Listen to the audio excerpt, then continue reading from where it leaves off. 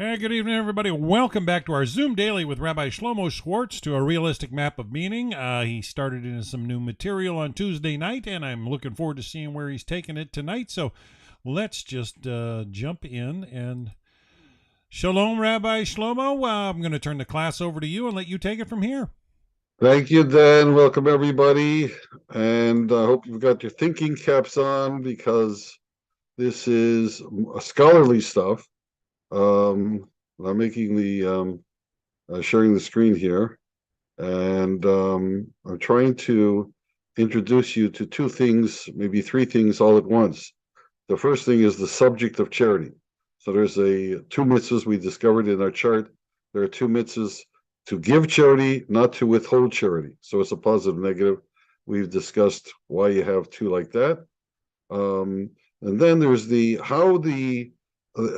part of what I'm presenting is how the halacha, the rules, got understood and developed and transmitted, because we just have short verses in the Torah that are the written Torah that tell us, do this or don't do that. But then there's a whole oral Torah behind that explains under what circumstances, so on. So last time we met, I pointed out that the Rambam, whose text is the main text we're studying, identifies three concepts that, but it hasn't defined them yet.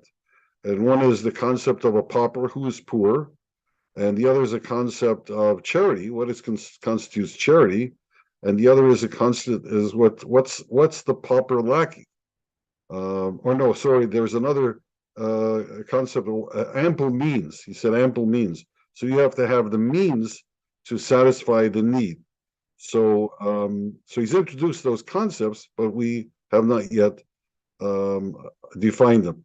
Now, meanwhile, Dan jumped in with a case where he has a younger brother, or maybe we shouldn't get it too close. He has someone who close to him who constantly runs into problems and is expecting to be bailed out with Dad's money. And he's wondering, is he responsible to do that, and to what extent, etc. All very good questions. And that's kind of what we're going to see today is from the Talmud. We're going to see stories or situations that describe circumstances, situations from which we learn, and we'll get a rule or a strategy for addressing it. So we're up to paragraph 3 of the Rambam. In his treatment, and he says, according to what the pauper lacks, you are commanded to give to him. Thus, if he has no garment, clothe him. If he has no housewares, buy them for him. If he has no wife, arrange for him to be married. If the pauper is a woman, then marry her to a man.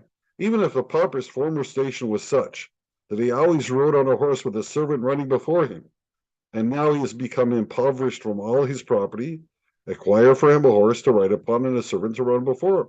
As today, that would be the equivalent of a guy that used to go around in a chauffeur-driven limousine, and now he can't do that. So it would be charitable to provide him with a chauffeur-driven limousine. That's quite unusual, but that's what he's getting at, an unusual upper limit. For it is stated, it's based on the verse, replenish the losses which he has incurred. That's the verse we quoted last time in Deuteronomy 15:8. However, he says, you are commanded to replenish his losses. You are not commanded to enrich him. Okay, that's a bit of a mysterious statement. We'll see. But there's another paragraph that goes together with this one. For an orphan who applies to marry a woman, the duty is to rent for him a house, prepare for him a bed, and all the other necessary utensils, and after that, arrange for his marriage. Did we read this last time? Okay, so as I read it, let me ask you a question. What is he saying here different from what he said before? Didn't he just say, give him a house, no garment, clothing, house? Exactly. Okay, so there's going to be a comparison between this pauper and the orphan, and that's why I brought them together.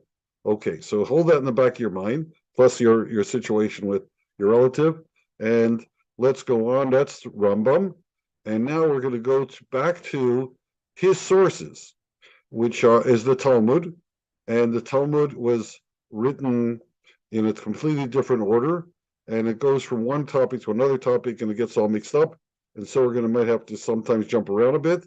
In fact, here's an example. This is in the tractate, the volume dealing with ketubot, which are the marriage contracts between a man and a woman. There had to be a marriage contract. He's promising to look after her and take care of certain things. And it's on 67a. The page numbers in the Talmud are given for two sides of one page are given A and B. So it's the leaf is numbered, and the first side is A and the second side is B. So that's why you get numbering like that. Okay. So it says, our rabbis taught, if an orphan boy and an orphan girl applied for maintenance, the girl orphan is to be maintained first and the boy orphan afterwards, because it's not unusual for a man to go begging, but it is unusual for a woman to do so. If an orphan boy and an orphan girl, and now we travel to 67b, we're just turning the page here, applied for a marriage grant, the girl orphan is to be enabled to marry first, and then the boy orphan is married afterwards, because the shame of a woman is greater than that of a man. So you always give the girl first. Our rabbis taught, if an orphan applied for assistance to marry, a house must be rented for him, a bed must be prepared for him, and he must also be supplied with all household objects required for his use, and then he is given a wife in marriage, for it says in Scripture, sufficient for his need and not what he wants for him. Sufficient for his need refers there, so they're parsing the sentence. Sufficient for his need, the first phrase, refers to the house. In that which he wanteth, that refers to a bed and table, furniture, and for him refers to a wife. How do I know it refers to a wife? Just the words for him, because it says in Scripture earlier, I will make a helpmate unto him. Same word, him. So we compare the two situations and say, well, you see that him once referred to a wife, so we'll say the same thing means him, because it could have skipped a word. Okay. So we're still going on in the Talmud. Our rabbis taught, sufficient for his need also implies you are commanded to maintain him, but you're not commanded to make him rich. In that which he wants includes even a horse to ride upon and a slave to run before him. It was related about Hillel the elder. This was a famous rabbi who actually wasn't very wealthy himself, that he bought for a certain poor man who was of a good family a horse to ride upon and a slave to run before him, because the guy had a certain poor man, he had lost it. On one occasion, he could not find a slave to run before him, so he himself ran before him for 3 miles. Our rabbis taught, it once happened that the people of Upper Galilee bought for a poor member of a good family, so he was used to better things, of Sepphoris, is the name of the place, a pound of meat every day. Pound of meat? What's the greatness in this? Rabbi Huna replied, it was a pound of fowl's meat, which was, I guess, more expensive. And if you prefer, I might say they purchased ordinary meat for a pound of money. Well, was a large sum in those days.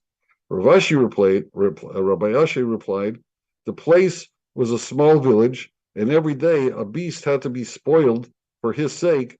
So, in other words, they're trying to give you, everybody agrees, they're trying to give you the upper limit, the extent to which you will go to provide for people that are missing, that are lacking something.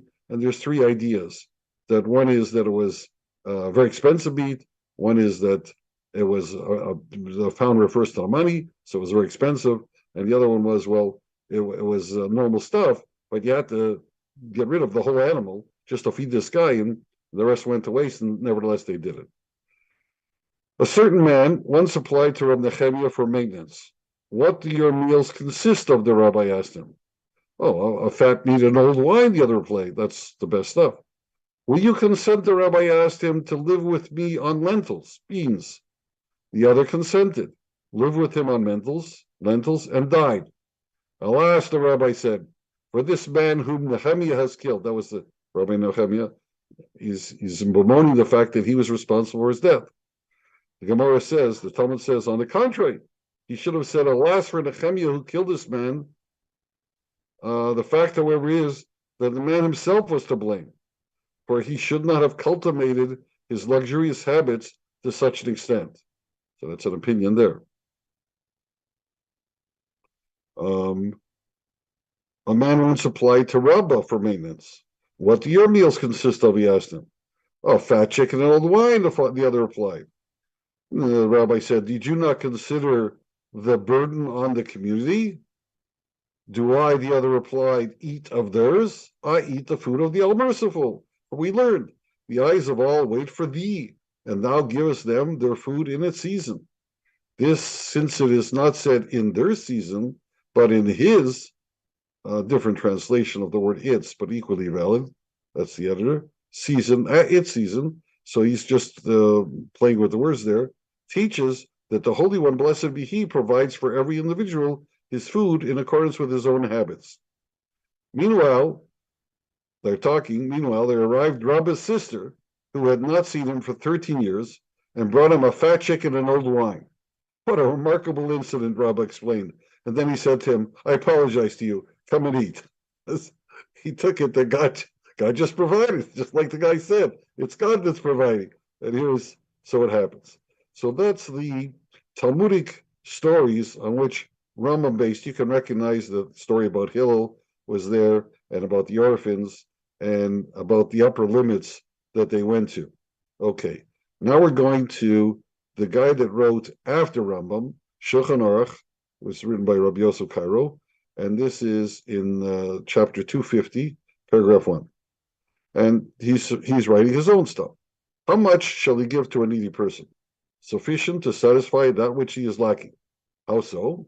If he's hungry, feed him. If he needs clothes, clothe him. If he has no housewares, buy housewares for him.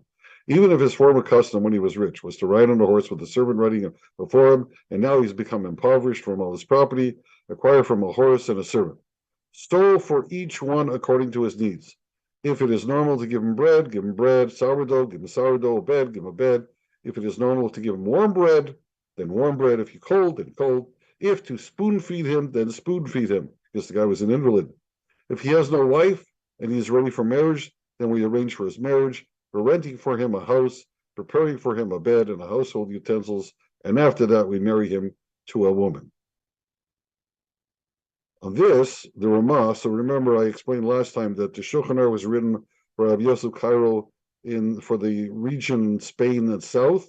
Ramah was the top rabbi in North Europe, France, Germany, Russia, and he wrote for that region, which is a little slightly different. And he wrote like this: it appears that all this refers to the treasurers of the charity fund or to the community acting together. However, an individual is not obligated to provide a needy person with all that he is lacking, but only to make him known to the community his pain. If there's no community to which to turn, then the individual should give him if he has the wherewithal. So Ramah is introducing a whole new feature that nobody discussed yet, apparently, and that is maybe it's just on the community and not an individual. Okay, so in all this, my notes go as follows. In paragraph 3, M defines charity as any gift that relieves the needs of a pauper.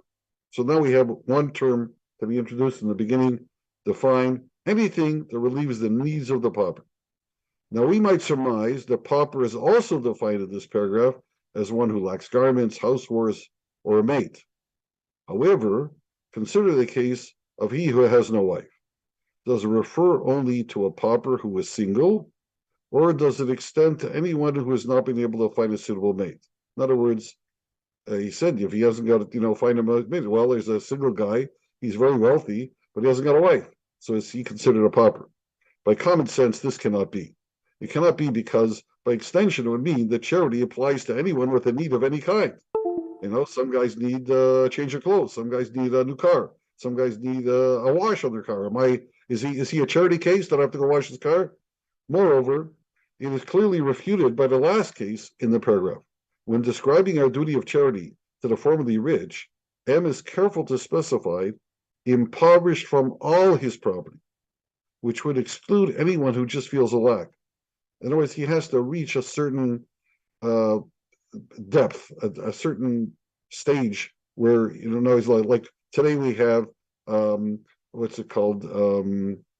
Not welfare state, but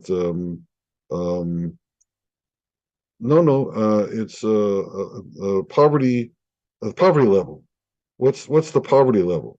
So if you're earning like the government defines, if you're earning something under $25,000, you're considered impoverished.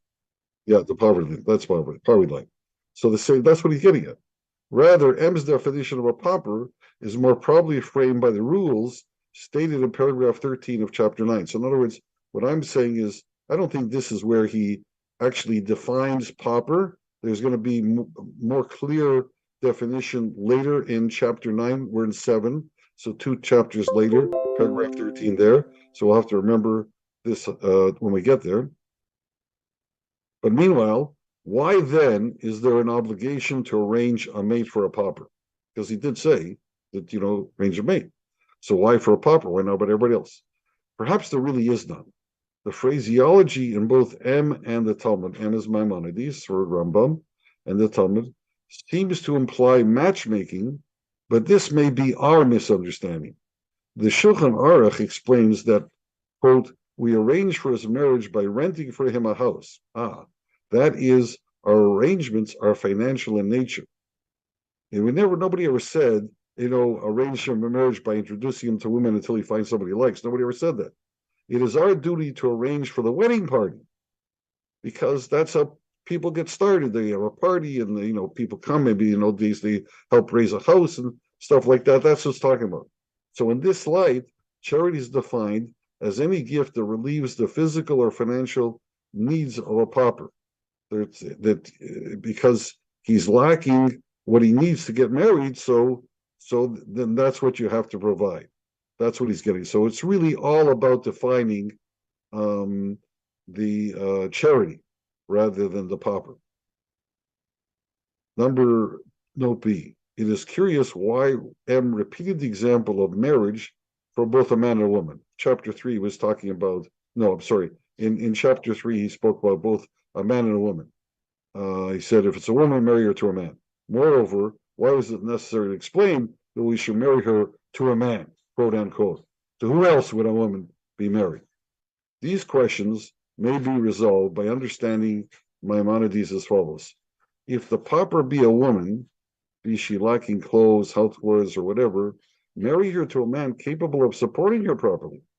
To support this rendering, not just anybody, but somebody that's got the means to support a wife.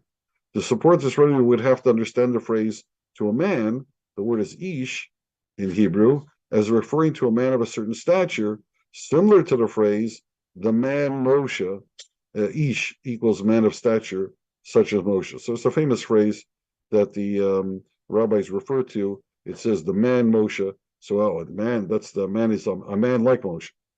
So that's what it's getting at. Okay, number C. What is excluded by the limitation of you're not commanded to enrich him? What do you mean by that? Is that to say that you may retain ownership of the horse and servant, providing him only with the comfort and prestige of their use? If so, does this apply to clothes and housewares as well? Just lend them to him, but it's not really his. If not, is he not thereby enriched, since sufficient shelter and food have surely been gifted along with the horse and the servant? If you have to give him the horse and servant outright, surely you give him everything else, so now he's a rich man. In answer, it may be argued that even if all these conveniences are gifted to the pauper, since he has no means of replacing them without more assistance, he has not been enriched. So in other words, so it would seem from this that yes, you could buy for him the horse and the servant, but you don't give him bank account with $1 million in it, so that he doesn't have to worry for the rest of his life. He's back in the what's the word, back in the I'm forgetting my word. No, back in the black. Okay. However, a different conclusion may be drawn from the words of the Talmud on which this case is based. When Hillel could not find a servant and so played the role himself, running for 3 miles before the horse, he obviously did not place himself in servitude to the pauper. From this, it might be concluded that outright gifts are not necessary. Thus, in paragraph 8 below, the mat and pillow for the itinerant pauper need only be provided for the night and not gifted outright. That'll become a little clearer when we get down there. Another 4 paragraphs. And now the next note. Both the Talmud and Maimonides refer only to an orphan when explaining that before arranging a marriage, we must first assure the prerequisites of a house, a bed, and utensils. The Shulchan Aruch, however, the other guy, he is satisfied to discuss these same duties with reference to a pauper and does not mention the case of an orphan at all. This leads us to question why Maimonides included in paragraph 4. If the orphan is a pauper, this would seem to repeat the law stated in paragraph 3 regarding a pauper who requires to be married. If the orphan is not a pauper, for example, by virtue of an inheritance, then surely that should be the source of any outlay for his marriage. What do I have to get involved for? Perhaps M is using the case of orphan to clarify the concept of replacing the loss. It might be thought that he who has never had does not need. An orphan who does not yet own, not even through inheritance, the normal amenities for establishing a home might be classified as not lacking, since he has never had these things. To this notion, M replies that needs are not only created by previous habit, as expounded in paragraph 3, but also by changed circumstance, such as the maturing of the orphan in paragraph 4. So he got old enough, he may have been a kid when his parents died, now he's old enough to get married, so now his circumstance changed. Now he needs his own house, separate from the rest of the kids that we're looking after. So now he has a new need. So this is like the poverty line. He now has entered in a new stage of poverty. Last note, in some paragraphs, Maimonides uses a single person to describe the donor. In other paragraphs, he uses the plural. You have to watch that. Doesn't necessarily come across in the translation. Perhaps the plural refers to, more specifically, to the obligations of the community rather than the individual. However, neither he nor Shulchan Aruch ever makes the clear distinction that the Ramah does here between the community and the individual. I just have to notice that. I don't have a difference. So that takes us to paragraph 5. Any questions so far?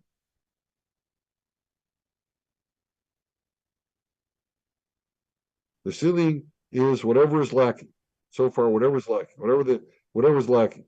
The ample means that's what you're looking for. That'll be the ceiling, as we'll see. Okay, paragraph 5. When a pauper requests aid according to his want, but the donor does not have sufficient means to fulfill that want, then the donation should be according to his ability. That was your question. How much is this?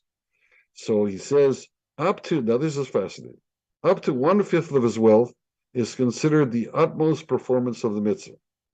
1/10 of his wealth is considered an average performance of duty. Less than this is considered shameful. However, at the very least, one must not restrict his gifts to less than 1/3 of a shekel in a year, because whoever does give less than that has not fulfilled the mitzvah. Even a pauper who is sustained solely by charity is commanded to give charity to another pauper. So 1/3 of a shekel is a very small amount. It's like, 50 cents, quarters. As the old saying, 2 dimes to rub together. But it's an amount. So the Rambam's telling us that now we have the minimum. The minimum is the minimum you have to give in order to fulfill the mitzvah is 1/3 of a shekel in a year.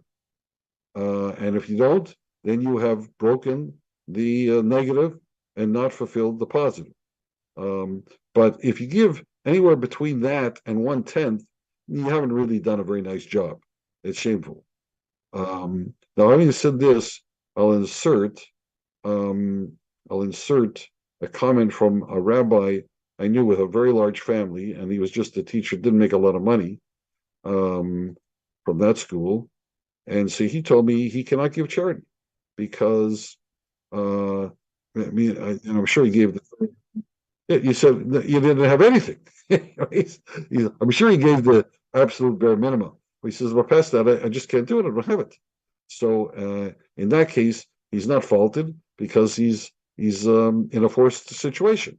It's not his. He doesn't have any options. So that's also something to consider. In other words, ample means you have enough to give. No means you have nothing to give. So that would be different.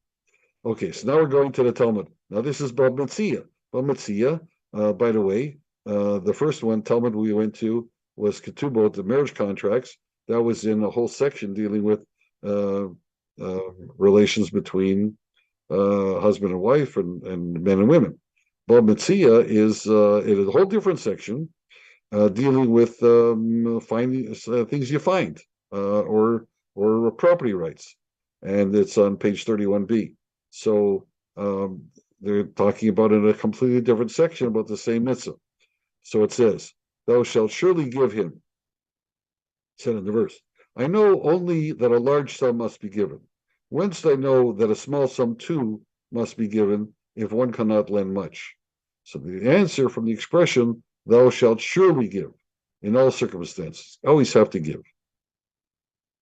That's just what the Talmud there says. Going back to Ketubot, but now on 10 pages earlier, Rabbi Eli stated, it was ordained that Usha. Let me interject here. I don't know if I'm going to mention this later, but Usha was a place. It's a place name.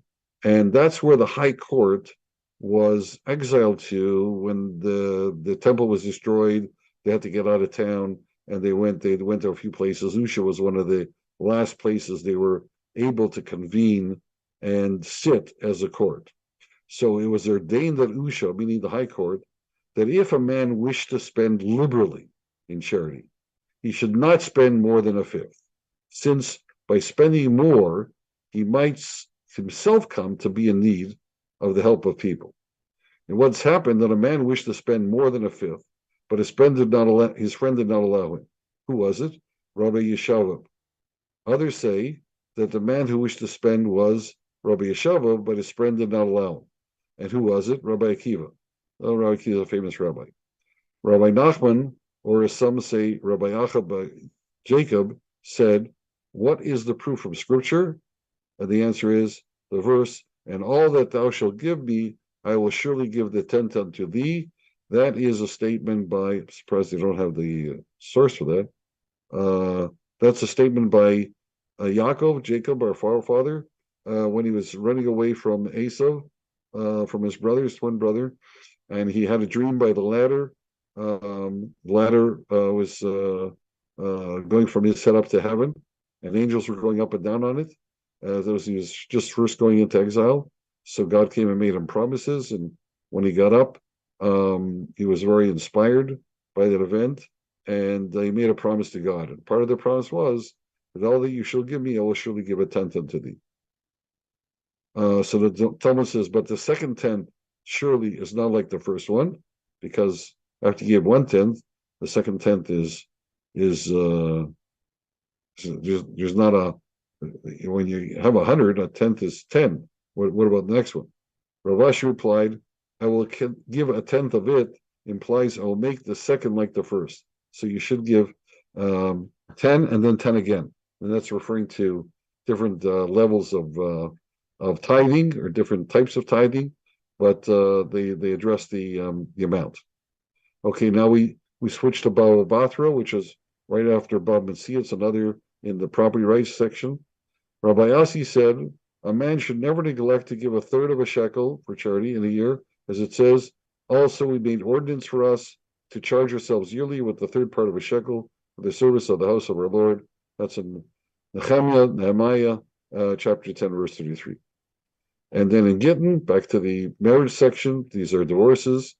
How do you go through a divorce?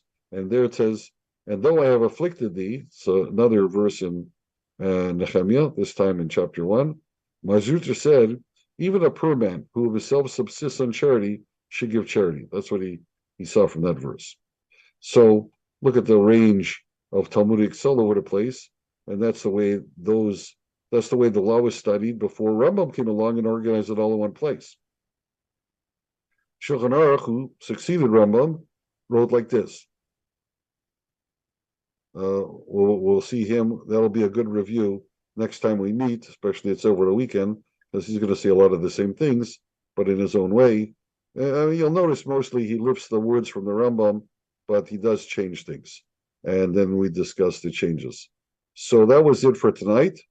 Let me know if you have any excellent stuff. I still don't enjoy it. I mean, I know that I know that, last year for me was like 60%, and I couldn't beat off the people asking. It just became to be too much. And when my brother was in need, no, I had too many commitments on my plate, and it is a problem. It's a problem, and you have to know how to deal with it. We're gonna discuss it, but there's a lot of issues to be considered. It's not a simple matter. You're dealing with livelihood. You're dealing with people in need, people not in need, people that think they're in need. All kinds of things. Oh, Rabbi, but I mean, I find the more you get involved, the more come out of the woodwork asking, and I mean, I'm all forgiven to those that are legitimately in need, but I don't have the time to sort through the number of people that were asking. It can come like a wave. And well, we got one thing tonight. We got one thing is that the upper limit is.